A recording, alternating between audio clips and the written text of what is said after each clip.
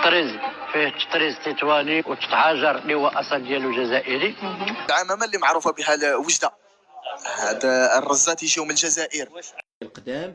وهذا المصطلح اللي هو نص الجزائري، شنا هو نص الجزائري او شنا هي الخياطه ديال النص الجزائري؟ هاد الخياطه هذه ما تديموداش وتنظن ما تتمشيش، ديما تتبقى وخياطه رائعه وخياطه شي حاجه.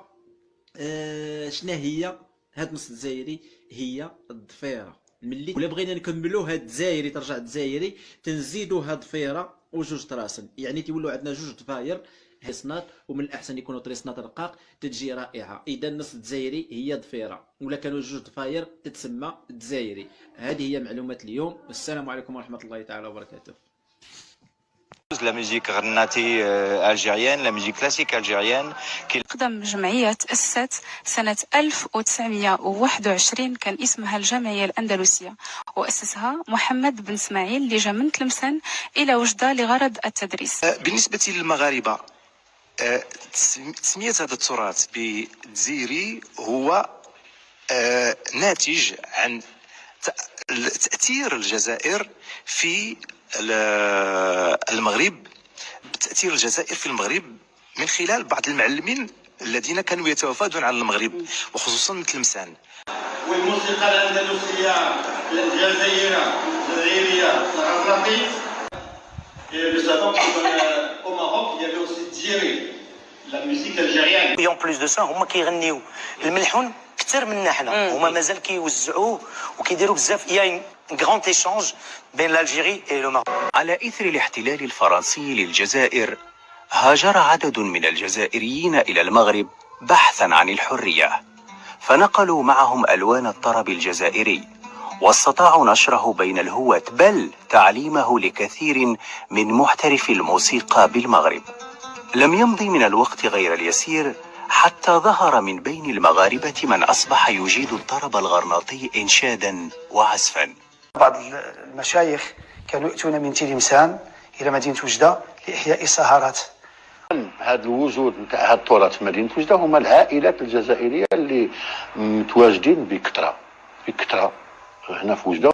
دونك هاد العائلات هما اللي نقلوا لنا هاد التراث اللي حنا كنقولوا غرناطي، ما الاصل ديالو غادي نسميوه اندلسي جزائري. حنا باسكو اوني بروش ان بتي بو دو لالجيري، وغير الكلمات بحال دابا نقولوا ملي كنشوف انا شي كلمه الجيري كنردها كنحيدها كنديرها مغربيه، كديرها مغربيه بالدارجه المغربيه، كنديرها بالدارجه ديالنا باش يفهموا انا لحقاش. والجزائريين وكانوا كيجيو من الجزائر، داك الاغاني كيجيو المغرب بحال ضربيها الشيباني ولا بحال على الليلالي ولا كانش الشعبي ما كان مولوعه بالراي الجزائري. يعني كنت واخا مغربي موجده نعترف بلي الراي من الجزائر، والراي كيتغنى باللهجه الجزائريه.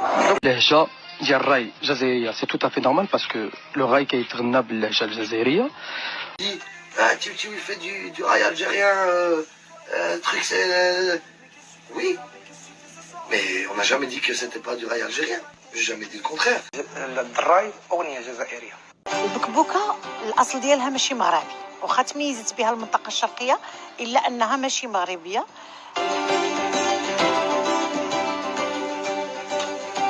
اذا الجزائريين هما اللي مروها لنا بحكم اننا حنايا منطقه حدوديه مع الجزائر. ما عزيز عليهم واحد الماكله اللي دخلت لنا حنا من الجزائر تسمى البكبوكه. ودابا غادي نشوفوا هذا النوع ديال الحلوى بالبقلاوه. اييه بقلاوه وكلا هذه دخلت من الجزائر.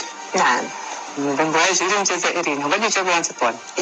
اييه ساهل من حيث القطايف انا نعملها، من حيث المطبخ المغربي فيه القطايف، من حيث المهاجرين الجزائريين اللي جابوا لنا القطايف في عام 1730 في مدينه العرائش، ودخلوا العجين تاع البسطيله اللي يسموه دركا ديولو منا، من حيث حنا تعلمنا هذا الشيء من عند الجزائريين. هذا قفطانك محلول، هذه القطعه زوينه، هذه الا بارتيان او دومين بوبليك، يعني الاصل ديالها هي من الجزائر. نعم كيقولوا لك فلان حافظوا قصيده الفلانيه راه عاد جا مهران ولا جا تلمسان ولا هذا، خصك تعرض له وتجيبو للدار وتعمل له العرضه وتجلسوا وتاكلوا وتشربوا وتسكنوا، لا يكون يعطيك الكلام ويدور معاك القصيده.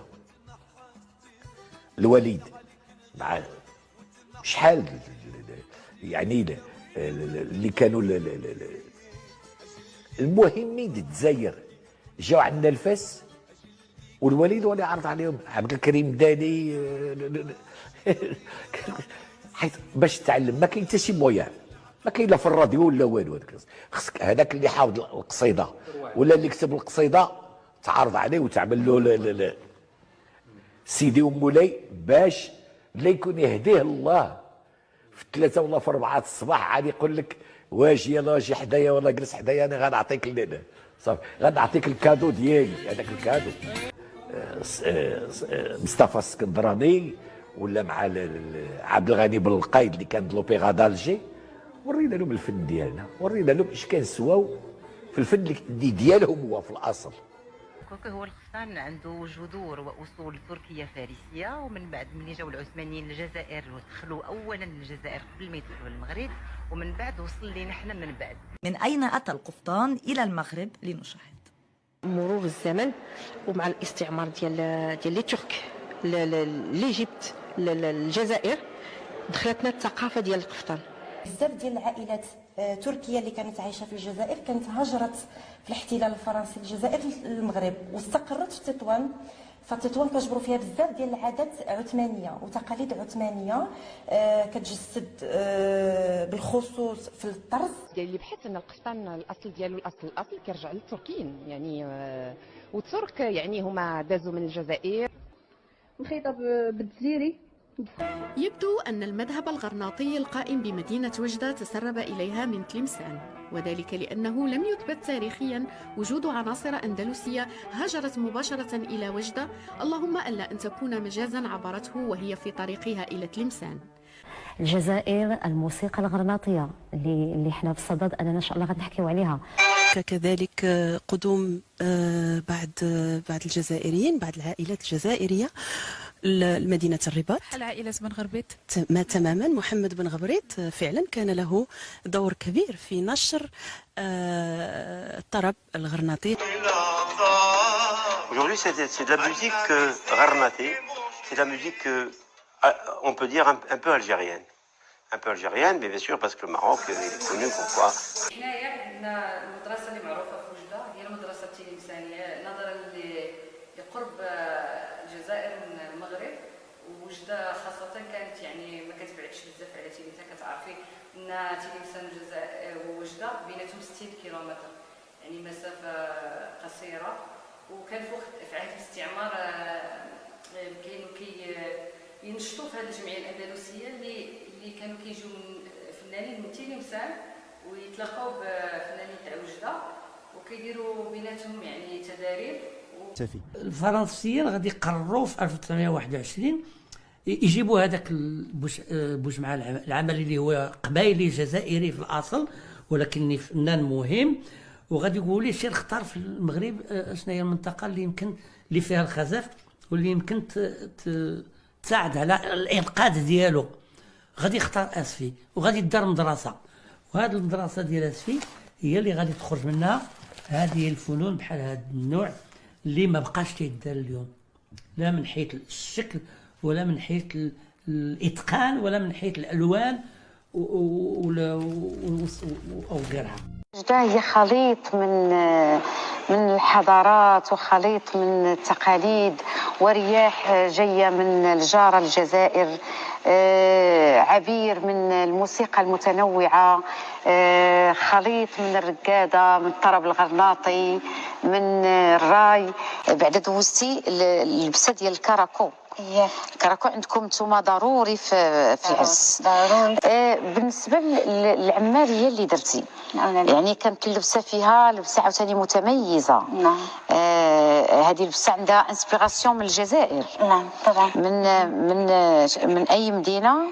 هذيك الاصل ديال هذيك اللبسه تلمسانيه ولا تلمسانيه. فالحدود الثقافيه لا تعترف بالحدود السياسية. كما يبدو أن تأثير الأندلس والحضارة العثمانية التي حكمت الجزائر 3 قرون تركت بصماتها في الموروث الثقافي الجزائري الذي انتقل إلى المغرب بحكم الجوار، ويظهر هذا التأثير بجلاء في الزي والحلي.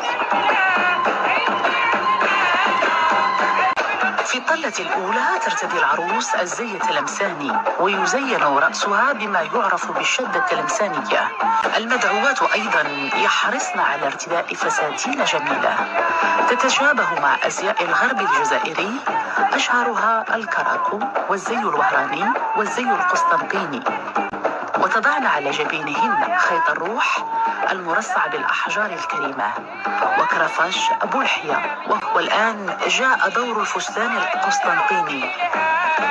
يعتبر الزي القسطنطيني من أفخر الأزياء التي تسعى كل عروس امتلاكها.